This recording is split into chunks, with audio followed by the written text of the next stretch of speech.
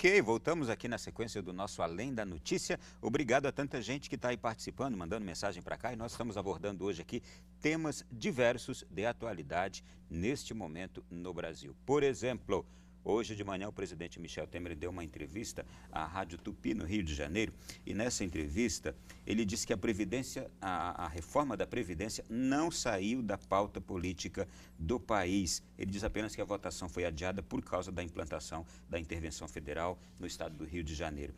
César, o presidente, quando diz isto, ele está dizendo que vai voltar a tratar do assunto ou simplesmente ele não quis reconhecer que é difícil demais se tratar desse tema, mas que ele não quer entregar os pontos também? Eu vejo assim, né? Esse é um tema que o presidente tinha que se preservar. Existe a liturgia do cargo, né? O presidente ele tinha que ter porta-vozes da área para poder falar sobre esses assuntos, né? E não tomar, porque acaba criando um certo embargo, até nas colocações que ele faz, né? Do ponto de vista técnico, né? Comete erros, isso acaba impactando a aprovação da medida. Ela se torna uma aprovação política e não uma aprovação econômica. A questão da Previdência é urgente. Não é urgente por conta de você falar que eu não quero que a pessoa aposente mais nova, essas coisas não. É porque, tecnicamente, você tem que contribuir e tem que ter o recurso lá para poder pagar as aposentadorias. O que acontece é que hoje esse fator vai gerar uma situação daqui nos próximos anos de simplesmente não se pagar a aposentadoria, né? Então isso não pode acontecer. Então é importante sim, não só para as contas públicas, porque você tem um erro técnico aí de falar que o problema está na Previdência, quando na realidade muitas vezes está na Seguridade. Então existem os aspectos assistenciais que custam muito aos cofres públicos e provavelmente esses assuntos acabam não sendo trazidos à tona, das exceções, né? Existem exceções que acontecem, isso aí tem que ser tratado urgentemente, né? E do ponto de vista técnico, o presidente ele coloca essa situação porque realmente é urgente. E é preciso então que a classe política tome essa consciência e quando o presidente coloca que não tirou da pauta, porque ele sabe, do ponto de vista econômico, que é um desastre não se fazer a reforma da Previdência. O que a gente ouve, eu imagino que vocês, por estudarem tanto também a questão nacional, devem concordar, é que o país não consegue pagar tanto tendo uma receita tão baixa, ou gastar tanto tendo uma receita tão baixa. E a questão da Previdência é um dos grandes gargalos de tudo isso aí. Agora, Rócio, para se fazer uma reforma da Previdência, o que não se pode deixar de reformar na Previdência?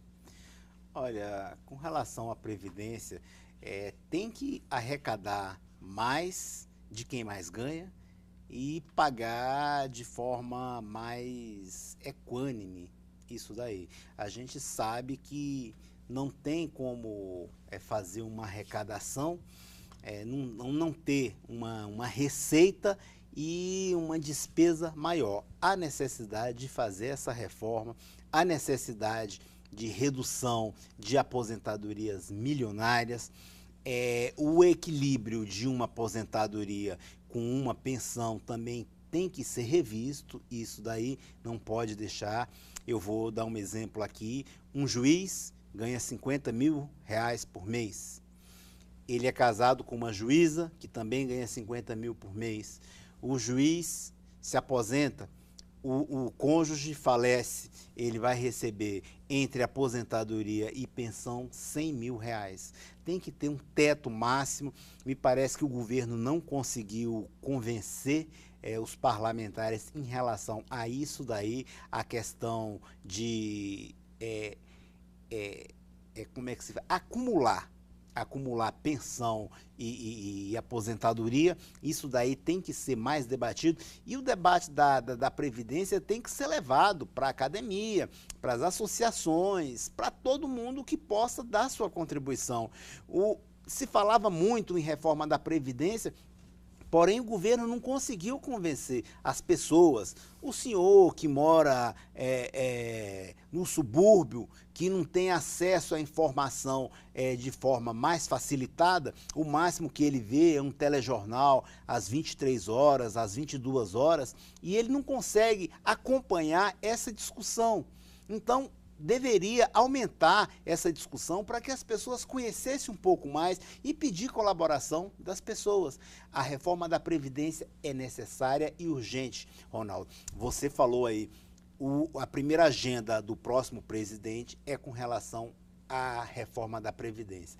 Tem que ser feita, tem que ser mais discutida e debatida e tem que cortar na própria carne, se preciso for. Ainda continuando esse mesmo tema, César, parece que o grande paredão em que o governo chegou e não conseguiu ultrapassar foi o funcionalismo público. Porque o funcionalismo público não aceitava que se mexesse nos direitos dele e não se mexesse, por exemplo, no dos militares, no do parlamento, no do judiciário. É justo e é correto e será necessário, numa reforma, se mexer em todos estes poderes?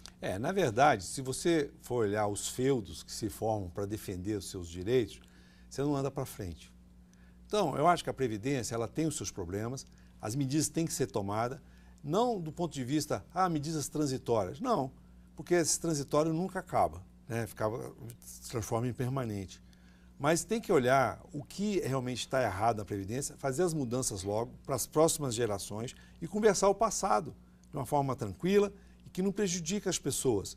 Agora, não se pode aí também você dar voz a esses pequenos feudos e você prejudicar toda a sociedade por causa de uma determinada situação, né? Seja do judiciário, do legislativo, até do poder executivo. Do ponto de vista técnico, é uma questão matemática. Todo crédito corresponde a um débito, senão vai ficar vermelho. Então, do ponto de vista matemático, simplesmente, realmente, as receitas não estão cobrindo as despesas. Colocam culpa na Constituição, que criou algumas questões, vão colocar culpa em um punhado de coisas. Mas o importante é uma questão de chegar a um consenso de que essa situação não pode continuar. Nós já estamos sendo avaliados no exterior, né, porque o país está entre 7ª e 8ª economia do mundo. Não é uma economia qualquer. Então, você tem avaliação das empresas de risco, baixando o grau de investimento do país, você tem recomendações dizendo com relação à Previdência, ou seja, é um problema que extrapola o âmbito nacional. Não, e veja, essa interrupção agora na reforma da Previdência causa um mal para o país, para a economia do país, como você bem disse, as agências de investimento baixando a nota do Brasil. E isso é importante pelo seguinte, que o país... O cidadão comum não entende isso. Porque vai acabar impactando o cidadão comum. Porque as empresas... Não entende, mas sente, né? Sim, mas as empresas trabalham com crédito. Quando você toma uma decisão de rebaixar a nota do país, vai aumentar a taxa de juros para a tomada de empréstimo pelo governo. Como o Brasil é um país carente de poupança, nós dependemos do capital externo para investimento. Então, esse investimento é muito importante para a geração de emprego. Então, acaba, de alguma forma, impactando o cidadão, né? É uma coisa integrada. E esse que é o problema, porque a reforma da Previdência já é um problema que já vem comentando há anos e anos, não é questão de governo, é uma questão de Estado. Então, é necessário que se faça essa reforma naquilo que é urgente, né? E depois vamos discutir as exceções, né? Se a questão, no momento, é um ou outro querendo manter alguma vantagem, vamos discutir, mas é importante tomar a decisão, sobretudo, a idade mínima de aposentadoria. Então, não se pode, de forma alguma, fechar os olhos para esse problema. Bom, mas agora nós chegamos aqui num ponto dificílimo. Quem é que terá peito, sabedoria e força política para fazer isso? Estou falando de eleições. E estou falando de eleições neste ano em que exatamente a gente está aí numa situação de incógnita. Se o PT terá um candidato e se esse candidato será o Lula. Temos Bolsonaro, temos Marina, temos Alckmin, Ciro, Álvaro Dias. O que vocês estão pensando sobre esse cenário aqui? Daquele ou daquela que precisará ter peito, precisará ter força política e sabedoria para enfrentar temas como este aqui. Porque não dá para continuar adiando, porque o país vai sofrendo, os filhos deste país vão sofrendo com essas situações aqui insolúveis, não é? É verdade. Ronaldo, com relação ao cenário político 2018 para as eleições federais, ainda é arriscado a gente fazer alguma análise e citar candidatos. vai ser aberta a janela eleitoral, que é um instituto criado aí onde os parlamentares, principalmente os parlamentares proporcionais, podem trocar de partido sem infringir o Instituto da Infidelidade Partidária. Eles vão trocar de partido e também é o mesmo prazo para as pessoas que serão candidatas se filiarem. Aí a gente já vai ver qual o suporte, qual a estrutura que cada partido vai ter. Por exemplo, se a Marina Silva vai ficar na Rede, se o Ciro Gomes vai ficar no PDT, se vai andar para outro partido, se vai fazer outra aliança, para saber para onde ele vai. Eu acredito que o PT deve lançar um candidato à presidência da República e esse candidato não será o Lula. Essa é uma análise que porque o TSE está mandando o recado já claro de que não aceitará a candidatura dele. Exatamente, candidato que seja ficha suja. E o presidente Lula já entrou como candidato ficha suja por ter sido condenado por um colegiado. Ele já foi condenado em segunda instância, então ele não terá condições de ser candidato, certo? Mas eu creio que o PT lançará um outro candidato. O Lula vai pedir votos, né? Eu não poderia ousar falar que vai subir no palanque, porque eu não sei o que vai acontecer com ele de forma punitiva pela justiça. Então, ele vai pedir votos para determinado candidato e esse determinado candidato poderá vir a chegar ao segundo turno, mas não conseguirá ganhar o segundo turno. Vai ser uma eleição muito polarizada, com muitos candidatos. A questão Bolsonaro, eu não acredito que vai se lançar. O candidato hoje, Bolsonaro, pré-candidato, ele não terá força suficiente, porque para um candidato à presidência da República, ele tem que ser muito pragmático. A gente pode ver a questão do Lula em 1989, como ele era para o Lula de 2002, quando foi eleito.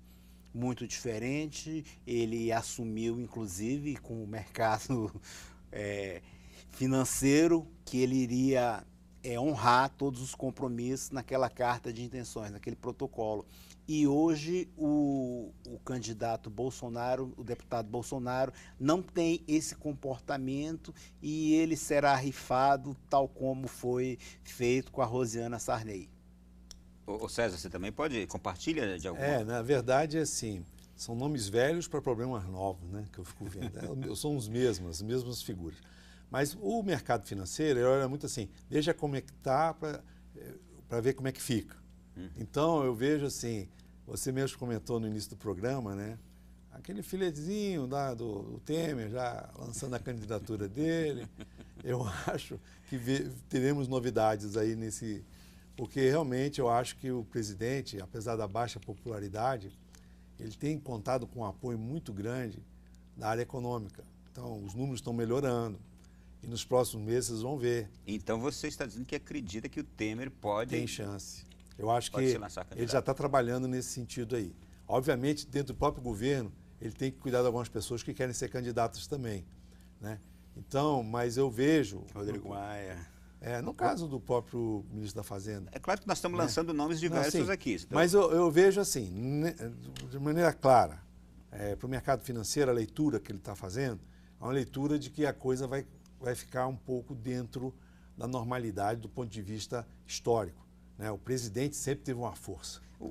Vocês estão me trazendo questões aqui, por exemplo, quando se falou de Lula ou de um candidato do PT, de Bolsonaro, a gente vê que são candidatos de uma extrema, de outra extrema. Não tem ninguém aí mais ou menos no centro que pudesse aglutinar mais votos, chamar mais atenção por ser um pouco mais de centro? Eu vejo assim, respeitando a questão assim, o Alckmin é uma personagem que traz isso. Só que é um nome velho, uma situação nova. O que nós temos é o seguinte, do ponto de vista econômico, né, o trabalho que vem sendo feito por esse governo tem dado resultado, né, devagar, mas gradativo. Isto é, se tem algo que está agradando, Sim. é a economia, né? A inflação atingiu o menor patamar, a taxa de juros no menor patamar, o desemprego vai começar a refluir, porque os números mostraram isso, mostraram um certo equilíbrio, mas nos próximos meses vão cair, o PIB vai crescer, a renda vai aumentar, ou seja, só boa notícia. O país está vendendo 60 bilhões de dólares de superávit. Então, isso tudo gera emprego, gera melhoria. Agora, isso tudo vai ser trabalhado nos próximos meses. Eu acredito piamente que o governo ele tem na mão toda a máquina. Isso vai ser trabalhado a favor ou de um candidato que vem do próprio governo, né, que ainda não saiu o nome ainda. Certo. Agora, do ponto de vista econômico, ano de eleição é sempre um ano positivo. Você tem despesa por parte do governo e isso acaba gerando mais consumo por parte das famílias e as famílias vão aumentar a produção das empresas. E aí é um círculo virtuoso. Eu acredito que esse ano tem um fator político dos nomes, né? Porque são tudo nomes já carimbados, né? Todo mundo já conhece historicamente, você não tem nenhuma novidade no cenário político. Então, isso, do ponto de vista do governo, isso é muito bom, porque ele vai poder trabalhar essas questões, ou seja, pior não vai ficar para ele. Então, daqui para frente, eu acho que ele vai trabalhar essa linha e eu acho que podemos ter surpresas sim, eu acho que teremos surpresas aí. Muito bem, olha, foi uma análise brevíssima, porque a gente está abordando muitos temas aqui neste programa de hoje, e no próximo bloco eu vou querer abordar duas coisas. O presidente Michel Temer disse hoje que o Bolsa Família não pode ser eterno. Se tem uma coisa que a gente tem que admirar é que ele fala coisas que não temem afetar a imagem dele, né? E também tem aqui uma outra questão muito interessante. Os juízes federais aprovaram uma paralisação no próximo dia 15 de março, porque eles não querem o fim do auxílio moradia. Isso aqui vai dar pano para manga. Já no próximo bloco a gente volta.